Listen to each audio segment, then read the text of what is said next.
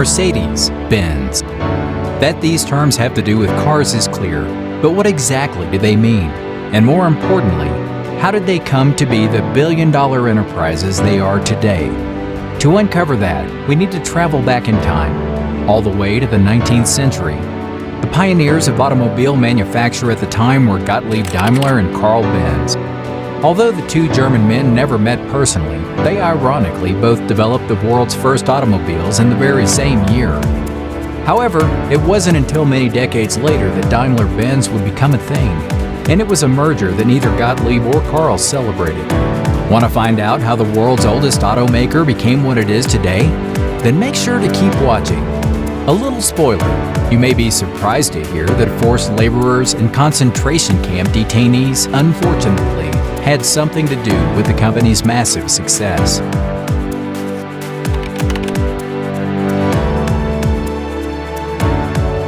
When we talk about Daimler-Benz, two names need to be brought up, Gottlieb Daimler and Carl Benz. In the black and white photographs, these two white-bearded men look like brothers in spirit, but in reality, they never actually spoke to each other. Yet, they are ironically united by the fact that they both ushered in the era of individual automotive mobility in 1886. On the one hand, there was the patent Benz motor car made in Mannheim, and on the other, there was Daimler's motorized carriage from Stuttgart. This made the fact that they never spoke to each other all the more remarkable, because the invention that put them in the history books could have easily brought them together, since their homes in Stuttgart and Mannheim were less than 100 kilometers apart. But alas, that didn't happen. And while Benz applied for a patent for his three-wheeled motor car, Daimler proudly finished the world's first four-wheeled motor car. Both of the developments were groundbreaking. But while their inventions were impressive, it would take several years before they would find commercial success. The early years of the 20th century were full of new technological developments. And in 1900, Emil Jelinek asked the Daimler Motor and Gesellschaft to develop a new type of car. The vehicle had to be light, beautiful, and fast. In other words, innovative. Jelinek was a big name. At that time, he was the largest dealer in Daimler automobiles, and he had contacts throughout the upper echelons of society. DMG knew they couldn't let him down, and so Wilhelm Maybach was tasked with the job. Considering that Jelinek wanted the car to be fast and light, Maybach decided to design a racing car for him. Jelinek had a habit of entering automobile races under the pseudonym Mercedes, which was also the name of his daughter. So, when DMG delivered their first innovative vehicle to him, Jelinek named it the Mercedes 35 PS. This was the first use of the name Mercedes on a vehicle. Jelinek used the Mercedes 35 PS for racing, and it was a smashing success. The vehicle set new standards throughout the automotive industry. And in 1902, DMG registered the name Mercedes as a trademark. The Mercedes brand was born. Now that we have all of those different names out of the way, let's move on to the next part, Daimler-Benz. Daimler-Benz was created in 1926 by the merger of the world's two oldest manufacturers of motor vehicles, Daimler Motor and Gesellschaft and Benz & C. It was an event that neither Benz nor Daimler celebrated, but the reason why may not be what you would have guessed. You see, by 1926, Carl Benz was already in his 80s, and he had retired from the operational business. And Gottlieb Daimler, he had already died in 1900 at the age of 65. In other words, celebrating the merger together was literally impossible. However, considering the fact that banks had pressured the two companies to merge due to the dire situation the world was in, it's safe to say that the two innovators wouldn't have been too pleased either way.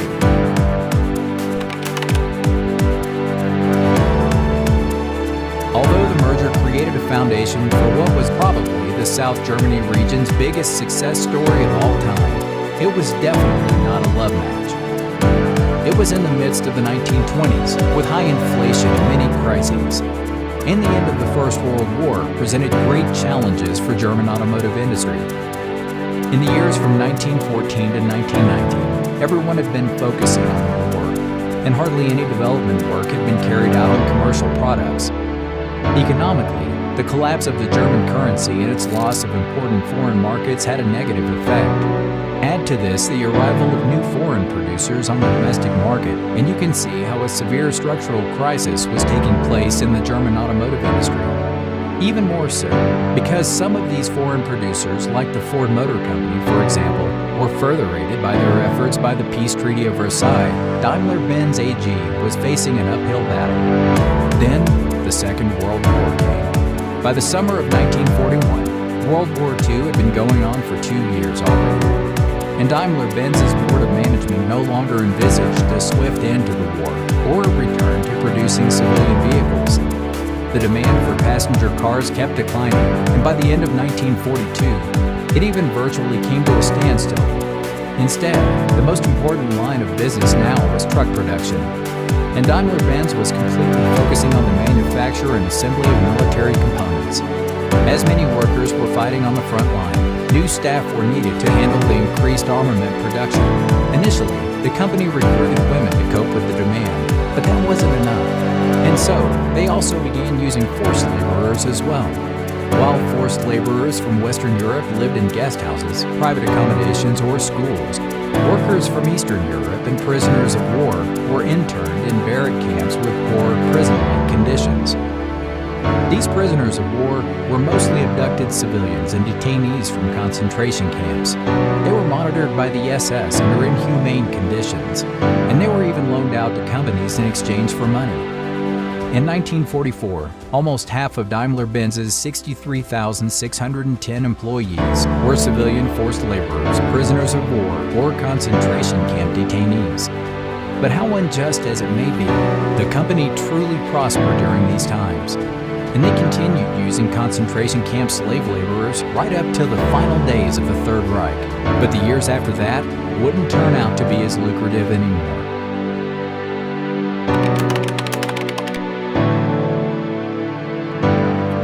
It was 1945, and the war was finally over. While people all over the world rejoiced, not everyone was happy. And the assessment of the war damage was particularly disillusioning for Daimler-Benz. Under the Potsdam Agreement, all German assets abroad were confiscated and used for the payment of reparations. Daimler-Benz lost all foreign subsidiaries, affiliates, and branches, as well as all assets in the Soviet-occupied areas. Because of this, the international network, which had previously been in place, was now destroyed, and a thorough reconstruction was needed. In the beginning, one of their plants operated mainly as a repair facility for U.S. military vehicles. And the denazification of Daimler-Benz's top management also led to fundamental changes. For example, Otto Hope, who previously had to leave the board of management because of his Jewish wife, was now reappointed. After extensive efforts, the company received a new production permit from the American occupation authorities in 1946. And despite the chaotic financial situation, their balance sheet for the year 1948-49 already showed a profit. Would they be able to regain their power?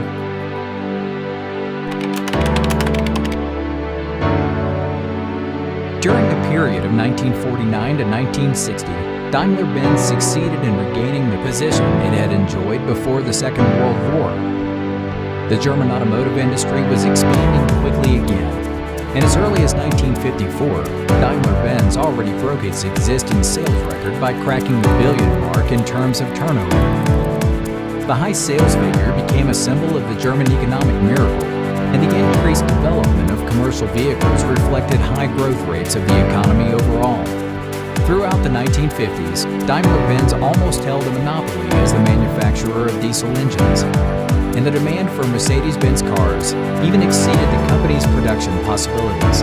So, to ensure the necessary expansion of capacity, it took over Auto Union. Auto Union was founded in 1932, and it was an amalgamation of four German automobile manufacturers: Porsche, DKW, Wanderer, and Audi. The combined might of these four companies allowed Auto Union to become the second largest automaker in Germany at the time of its creation. But now, more than 2 decades later, a new leader was in town. And while the automotive industry was subject to sharp fluctuations in sales during the next decade, Daimler-Benz managed to retain its outstanding position. In Europe, it was leading both in the production of cars for discerning clientele as well as trucks and buses, something that's still the case today. With the significant increase in sales and production, the company continued the steady upward trend that had prevailed since the war had ended. And in fact, it was not even interrupted by the oil crisis of 1973, which had been an unusually difficult year for the international automotive industry. Daimler-Benz seemed unfazed by it all, and instead, it managed to continuously extend the basis of its business during the next decades.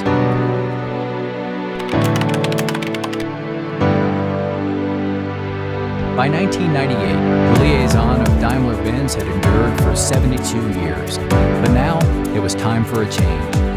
Taking advancing globalization into account, the company announced its merger with Chrysler Corporation to form Daimler-Chrysler. It was a German-American match made in heaven, and the goal was to safeguard the long-term competitiveness of the companies involved. 1 decade later, however, the general meeting approved the change of the name from Daimler-Chrysler to Daimler, with approximately 99% of the 5,000 assembled shareholders voting in favor. The guiding principle behind this name change was the need to make a clear distinction between the company brand Daimler and the group's various product brands. And so, the renaming of the company also involved renaming its production facilities and sales organizations. Finally, some 2 years later, Daimler had relinquished the 19.9% stake it had initially retained in Chrysler. But little did anyone know, a global economic crisis was incoming. As a result of the real estate crisis in the USA, recession set in worldwide, and the global economic crisis also deeply affected the automotive industry. The increasingly gloomy market situation led to severe losses, but despite the worldwide economic uncertainty, Daimler's sound financial position enabled it to continue investing large sums in research and development. And even to this day, more than a century after the company was first founded, it has carried on this pioneering spirit.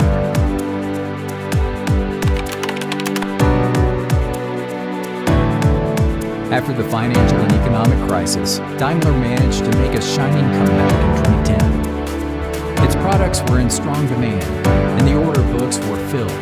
Many Daimler plants were working at their capacity limit, and the company had double-digit growth rates in all business divisions. In addition, they also continued to drive forward with strategic partners. In 2010, Daimler and Renault-Nissan agreed on a far-reaching strategic cooperation, for example. But there was also a little problem. With so many different products, it became harder and harder to run everything under the same company name. For many years, Daimler-Benz has been dealing with the dichotomy of selling some of the world's most prestigious cars, while also selling commercial vans, buses, unimogs, and heavy trucks. And as it is the largest truck and bus producer in the world, investors have long pushed for it to split off the heavy vehicle operations to free up capital and take advantage of hidden value. In February of 2021, they finally got their way. That month, Daimler CEO Ola Källenius revealed his plans to split Daimler in half by renaming it as Mercedes-Benz and Daimler Truck. He called the move a profound reshaping of the company, and when discussing the reasons behind it, he said the following: Mercedes-Benz is the world's most valuable luxury car brand, offering the most desirable cars to discerning customers. Daimler Truck supplies industry-leading transportation solutions and services to customers. Both companies operate in industries that are facing major technological and structural changes. Given this context, we believe that we will be able to operate most effectively as independent entities, equipped with a strong net liquidity and free from the constraints of a conglomerate structure. Something tells me he might be right. This was the story of Daimler. It all started in 1886 when two innovative entrepreneurs changed the automobile industry forever. Their companies merged over 4 decades later, and today, Mercedes-Benz is still the main luxury automotive division of the Daimler Group. It has an estimated brand value of nearly $50 billion, and Daimler's yearly revenue is more than 3 times as much.